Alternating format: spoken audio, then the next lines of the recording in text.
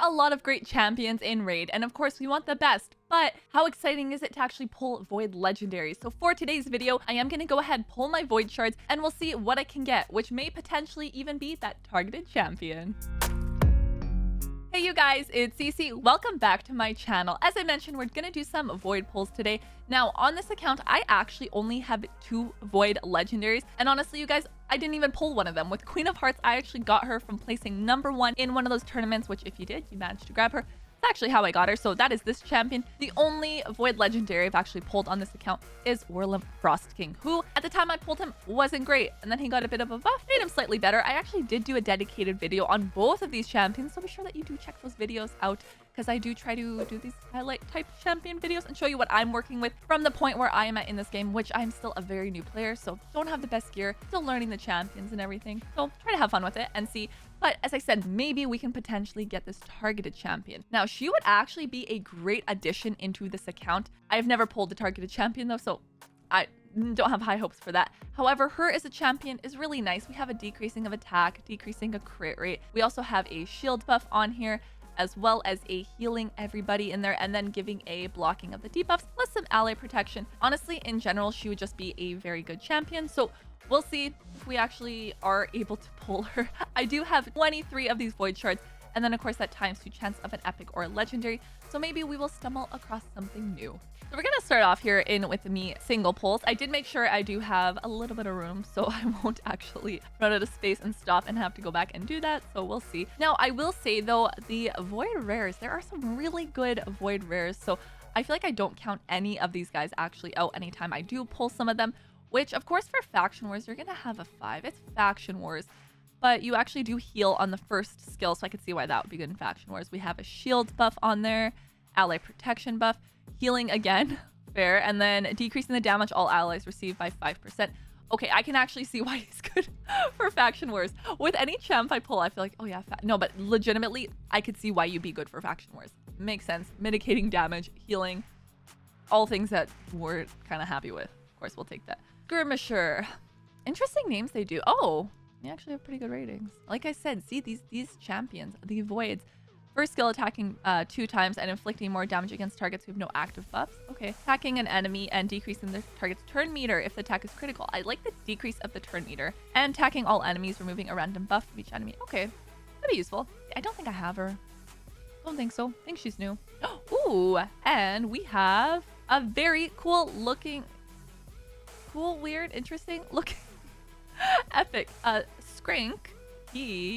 Look at that Hydra rating, Spider's Den. Okay, what do you do? Attacks an enemy 2 times, 40% chance of placing a weakened debuff, which is nice, and chance increases to 75 if the target is under 8 HP burn. So what places that? Probably the skill 3. Attacks an enemy 2 times, heals this champ by 15% of their max HP on each critical hit, so we need a crit. 50% increase attack buff on this champ for 2 turns if the target is under HP burn, and this will be the HP burn. Should have noticed by the icon. Attacks all enemies. I like the AoE in there. 75% chance of placing HP burn debuff for 2 turns. Fills this target's turn meter by 15% if at least one enemy is hit with a critical hit. That makes sense why he is so good for Spider's Den. And of course, the passive here, this one increases the champion's attack and crit damage by 5% every time HP burn debuff triggers on any enemy, stacks up to 25%. So we're attacking AoE. Of course, if we're landing, it makes sense why he'd be so good for spiders. And actually, you guys, I think this is a champion that I am going to build for spiders. Pretty good champ. Very excited about that. One I don't have, and anytime I get a new champion is, of course, exciting. And we have some back-to-back epics here. Towering Titan. We're getting a lot from this specific tribe here. So you... Okay. Let's see. Ally HP in battles by 25%. Attacks an enemy, 40% chance of decreasing defense. That's nice on a first skill. I like that. Attacks 4 times at random. The first hit has a 100% chance of placing a provoke debuff. I do like the provoke. Recently, I actually needed to use provoke when I was doing Doom Tower, so not bad in there. Each of the other hits has a chance of placing provoke debuff for a turn. Places 60% increased defense buff on all allies for 2 turns. I like that. 15% continuous heal buff on this champ for 2 turns, as well as a shield buff on this champ equal to 30% of their max HP. for 3 turns. Grants an extra turn. It's nice. And, oh, okay, we'll transfer 50% of the damage inflicted on Cagebreaker to this champion during battle. Only available when Cagebreaker is on the same team. If multiple Cagebreakers are on the team, this champion will... So we need Cagebreaker to really make use, I think, out of this champion. However, like I said, the provoke in there could be something that's beneficial, could be something that's useful as well. And into some more rares.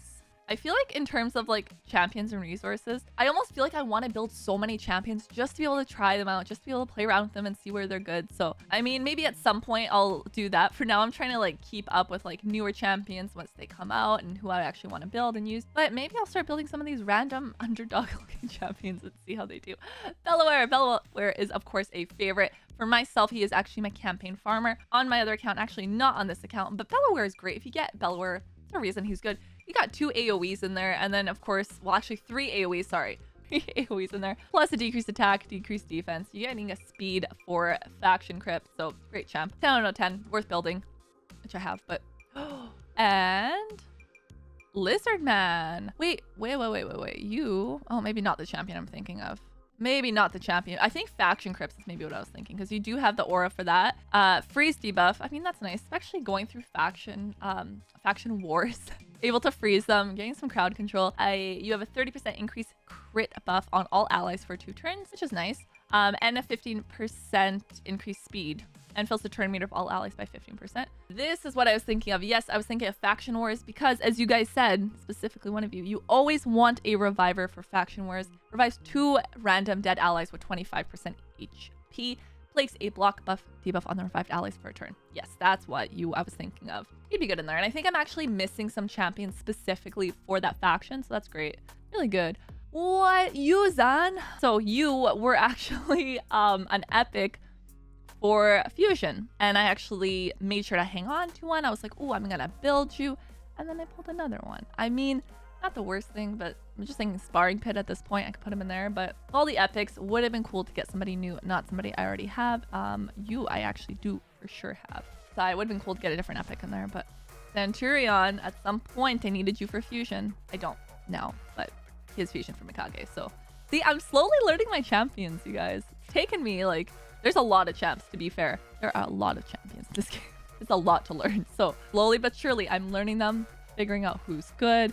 And I realized I kept doing cage bound. Hey, I literally pulled a champion that I needed you for earlier. I feel like Raid is just telling me, they're like, you have to build them. Cece, now you have to. You said you were partially interested. Now we're going to give you the counterpart that we needed. So yeah, I mean, maybe.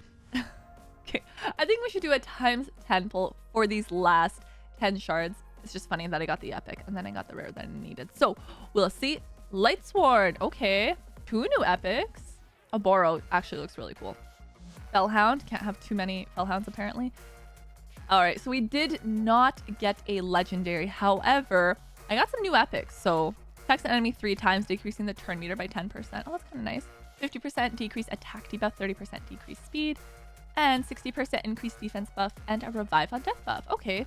Okay, Lightsworn, I see you. And you look super cool. Of course, Shadowkin. Shadowkin, man. Always looks cool. Attacks an enemy, 40% chance of placing 60% decreased defense debuff for 2 turns. Will attack all enemies if the target is under 4 or more debuffs. Okay. Attacks 1 enemy 2 times. The second hit, 75% chance of transferring all debuffs from this champion to the target. First hit has a 75% chance of stealing all buffs from the target when attacking under Veil of Perfect Veil, which means, of course, you're going to have a skill that has that. Okay. 30% increased crit rate buff and 30% increased crit damage buff. Places a Perfect Veil buff on this champ for 2 turns if the attack critical. And then places Revive on Death buff on this champion for 3 turns whenever they receive a Veil or Perfect Veil buff. Interesting. Okay, well that is it for those shards, but walking away with a couple new rares, which, like I said, I'm kind of I was already building you, man. Like, I literally, see, look, built. And then I got another one. This one I'm interested in. I feel like I'll build her. She seems cool. Of course, I already mentioned that one I'll build. Towering Titan. Towering Titan, that was the one that I was talking about that had the counterpart. We got Lightsworn as well. I could see some use there. And as I said, Faction Wars. So not someone I'm like, actually maybe. Like maybe this champion I'm super excited about. But regardless, still walking away with some new epics I didn't have. If you download Raid Shadow Legends using my link, I'm actually going to start you off with the free legendary champion on day 1. And then at level 10, level 20, and level 30, you'll get yourself an epic. That is 4 amazing champions that you can get just by downloading using my link. So again, I may not have landed on the targeted champion, but got some pretty cool new epics. If you guys think there's any specific ones I should build, then please comment down below. And be sure that you subscribe as I am putting a video all day. I'll see you guys next time. Bye!